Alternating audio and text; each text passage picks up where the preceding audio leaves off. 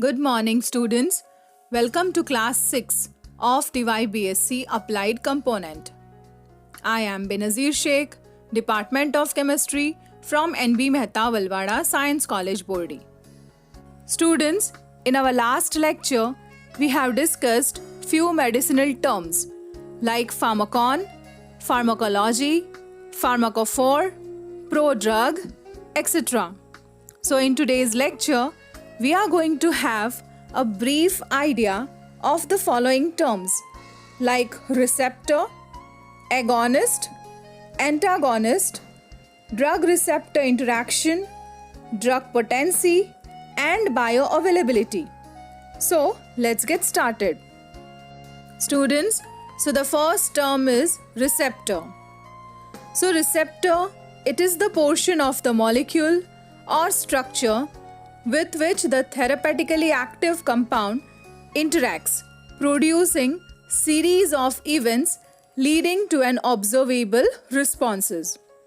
Students, some structurally specific drugs, after interacting with specific cellular components, which are known as receptor, they form a complex with the receptor. And chemically, receptor is a chemical structural component and biologically receptor is a microanatomical term. Students, enzymes are one major target for drugs. Receptors are another. Drugs which interacts with receptors are amongst the most important in medicine and provide treatments for different ailments such as pain, depression, heart failure, Parkinson's disease, asthma, and so on. Students, receptors are protein molecules present either in the cell membrane, on surface, or within the cells. These are defined as target molecules with which a drug molecule has to combine in order to produce a specific curing effect. After binding with drugs, receptors activates various intracellular chemical processes. The effect of drug is directly proportional to the fraction of receptors occupied by the drug. The maximum effect results when all receptor sites are occupied. Then the second term is agonist.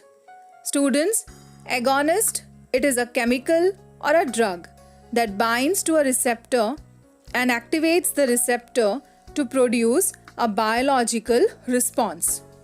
Then the next term is antagonist. Students, antagonist, it is a chemical or a drug that binds to a receptor and blocks a biological response. Then the next term is drug receptor interaction. Students, the drug action results from the physicochemical properties in case of structurally non-specific drug.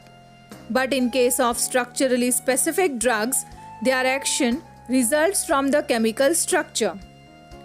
Drug action is due to binding of drug to the receptor site. The drug binding is due to ionic or non-ionic forces. Students, non-ionic binding is due to hydrogen bonding, hydrophobic bonding, and van der Waals forces. The interaction involves formation of drug receptor complex and the resultant response or effect. Students, next term is drug potency. The drug potency can be defined as the maximum biological action which can be caused by a minimum amount of the drug administered. A highly potent drug can cause high biological effect even with minimum dosage.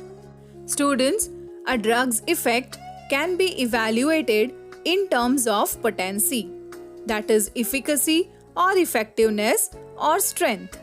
So it refers to the amount of drug needed to produce an effect such as relief of pain or reduction of blood pressure. For instance, if 5 mg of drug A relieves pain as effectively as 10 mg of drug B, then drug A is twice as potent as drug B. Students, Efficacy is a drug's capacity to produce an effect. For example, diuretic, that is furosemide. It eliminates much more salt and water through urine than does the other diuretics like hydrochlorothiazide. So we can say that furosemide has greater efficacy than hydrochlorothiazide. Now consider, for example, both codeine and morphine. They are used as pain relievers.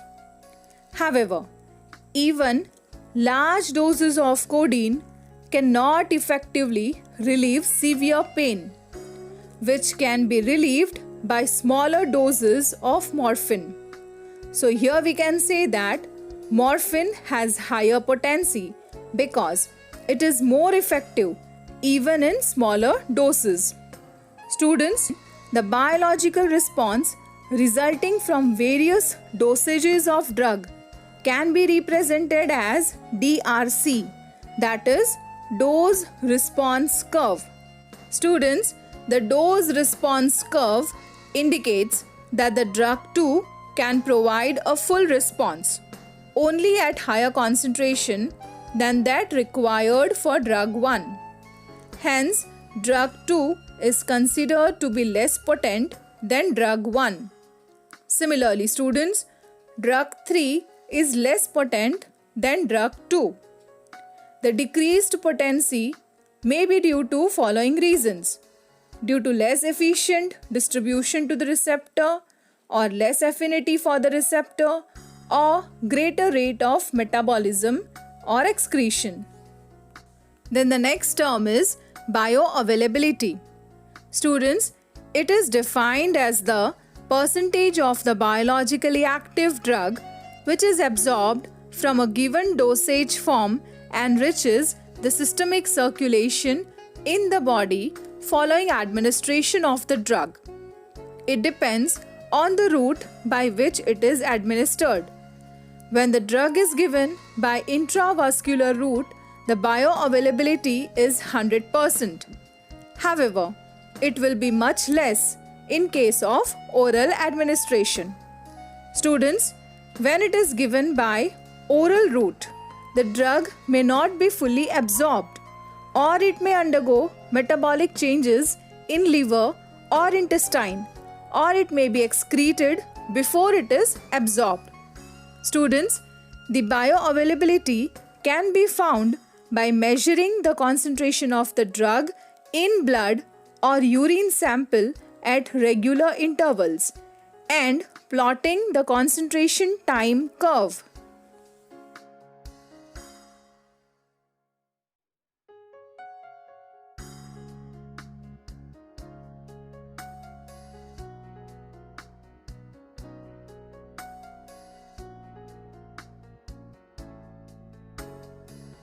So students, in our next lecture, we shall be discussing regarding few more terms like drug toxicity, drug addiction, spurious drugs, misbranded drugs, adulterated drugs, and pharmacopoeia and types of pharmacopoeia. Till then, take care.